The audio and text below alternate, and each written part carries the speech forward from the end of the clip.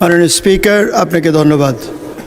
আপনার সভাপতিত্বে এই প্রথম কথা বলার সুযোগ পেয়েছি, তার জন্য আপনি স্পিকার নির্বাচিত হওয়ায় আপনাকে ধন্যবাদ জানাচ্ছি।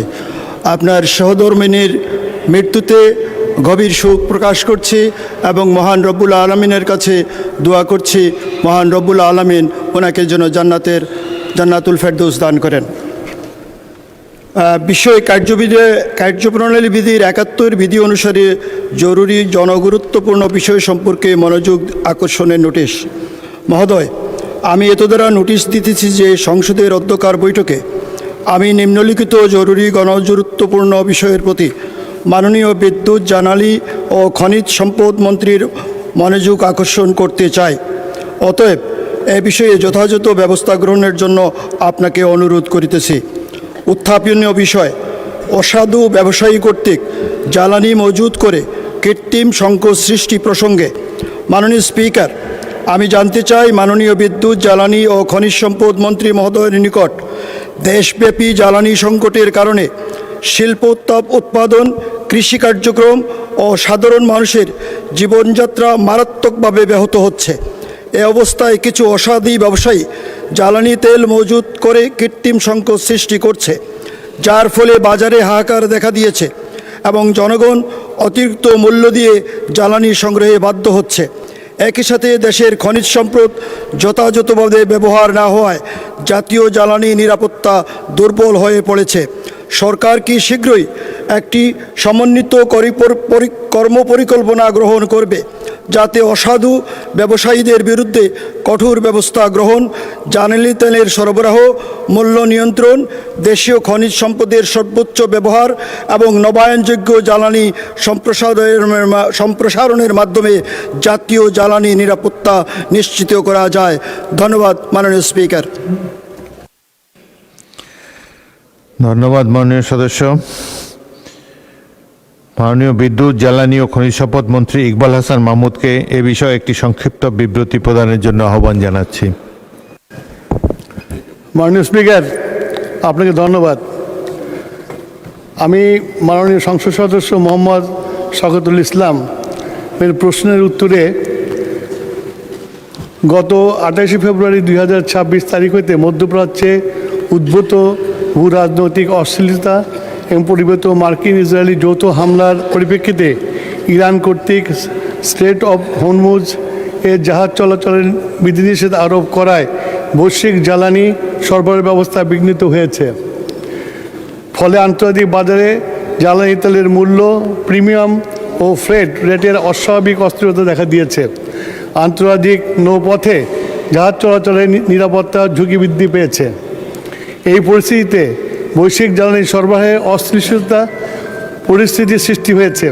এত সত্ত্বেও সরকার সম্ভাব্য সকল উৎস অন্বেষণ করে দেশে সব ধরনের তেলের স্বাভাবিক সরবরাহ অব্যাহত রেখেছে। শুধু তাই নয়, বর্তমানে আমাদের জ্বালানি তেলের পর্যাপ্ত মজুদ রয়েছে। উল্লেখযোগ্য তেলের বর্তমান মজুদ ও আমদানি পরিস্থিতি নিম্নে দেওয়া হলো। ডিজেল মজুদ ১,৬৪,৬৪৪ মেট্রিক টন এবং ১,৩৮,০০০ মেট্রিক টন ৩০ এপ্রিলের মধ্যে আসবে। অকটিন ১০,৫০০ টন, ৭১,৪৪৩ টন এপ্রিলের মধ্যে জাহাজ আসবে। পেট্রোল ১৬,০০০ টন, ৩৬,০০০ টন আপনার এপ্রিলের মধ্যে আসবে। মধ্যবর্তী সংকটের ফলে বিশ্বের অন্যান্য অঞ্চলের মতো দক্ষিণ এশিয়ার প্রায় সব দেশেই জ্বালানি তেলের সংকট মোকাবেলা করতে হিমশিম খাচ্ছে। পাকিস্তান ইতিমধ্যে ৫০% পর্যন্ত তেলের মূল্য বৃদ্ধি করেছে। শ্রীলঙ্কার তীব্র জ্বালানি ঘাটতির পরিপ্রেক্ষিতে রেশনিং কর্মঘণ্টা কমিয়ে দিয়েছে। ভারত, আফগানিস্তান, ভুটান, মালদ্বীপ, নেপাল ইতিমধ্যে জ্বালানি তেলের মূল্য বৃদ্ধি করেছে। অর্থাৎ একমাত্র বাংলাদেশই জ্বালানি তেলের মূল্য অপ্রবৃত্ত রেখেছে। বিশ্বব্যাপী জ্বালানি তেলের মূল্য অস্বাভাবিক হারে বৃদ্ধি পেলেও দেশের শিল্প উৎপাদন, কৃষি কার্যক্রম ও সাধারণ মানুষের জীবনযাত্রার কথা বিবেচনায় রেখে সরকার এপ্রিল মাসে জ্বালানি তেলের মূল্য অপরিবর্তিত রেখেছে। কৃষকদের ডিজেল প্রাপ্তি নিশ্চিত করতে সেচ কার্ডের ন্যায় কৃষি কার্ড প্রদানের বিষয়ে জেলা প্রশাসকদেরকে নির্দেশ প্রদান করা হয়েছে। জ্বালানি তেলের অবৈধ মজুদ অতিরিক্ত দামে বিক্রি রোধে মোবাইল কোর্ট পরিচালনার জন্য সকল জেলা ম্যাজিস্ট্রেটকে নির্দেশ দেওয়া হয়েছে। জ্বালানি তেল সরবরাহ মনিটরিং করার জন্য জেলা বিপিসি মন্ত্রণালয় পর্যায়ে ভিজিলেন্স টিম ও মনিটরিং টিম গঠন করা হয়েছে।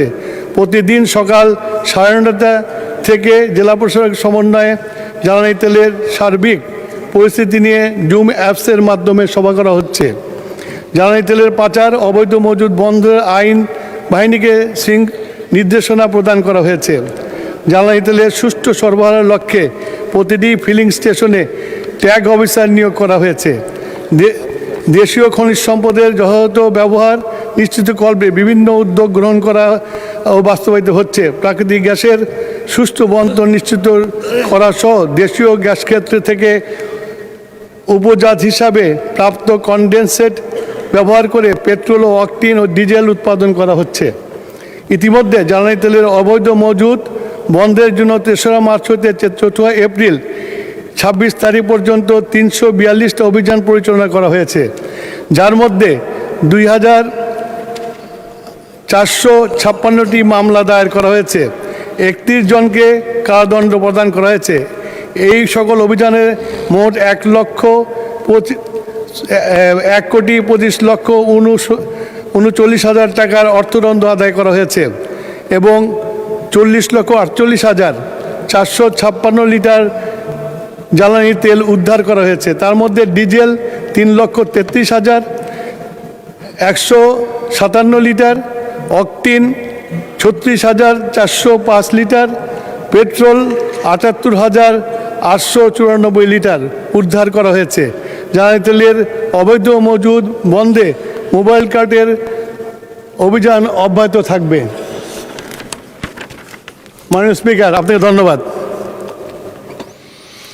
মাননীয় সদস্য জনাব শওকতুল ইসলাম, আপনি এ বিষয়ে একটি প্রশ্ন করতে পারেন। মাননীয় স্পিকার, আপনাকে ধন্যবাদ। মাননীয় জ্বালানি মন্ত্রী, আপনাকেও ধন্যবাদ। আমরা সবাই জানি মধ্যপ্রাচ্যে যুদ্ধের কারণে জ্বালানি তেলের দাম সারা বিশ্বে বৃদ্ধি পেয়েছে।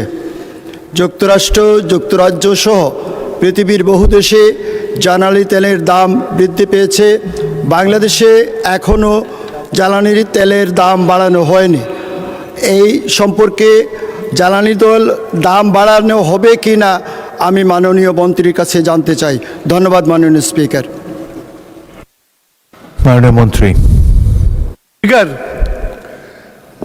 আমাদের জ্বালানি তেলের মূল্য বৃদ্ধির ব্যাপারে একটি আইন আছে। সেই আইন অনুসারে আমরা প্রতি মাসে দামের সমন্বয় করি। গত মাসের সমন্বয় করে আমরা দাম বাড়াই নাই। আগামী মাসে আমরা দামের উপরে কাজ করছি। কাজ করে যদি সমন্বয় করে দেখা যায় যে দাম বৃদ্ধি করা এখনই প্রয়োজন, তাহলে আমরা ইনশাল্লাহ আমরা আলোচনা করে ক্যাবিনেটে নিয়ে তারপরে মূল্য বৃদ্ধি করার চিন্তা করব। মাননীয় স্পিকার, আপনাকে ধন্যবাদ।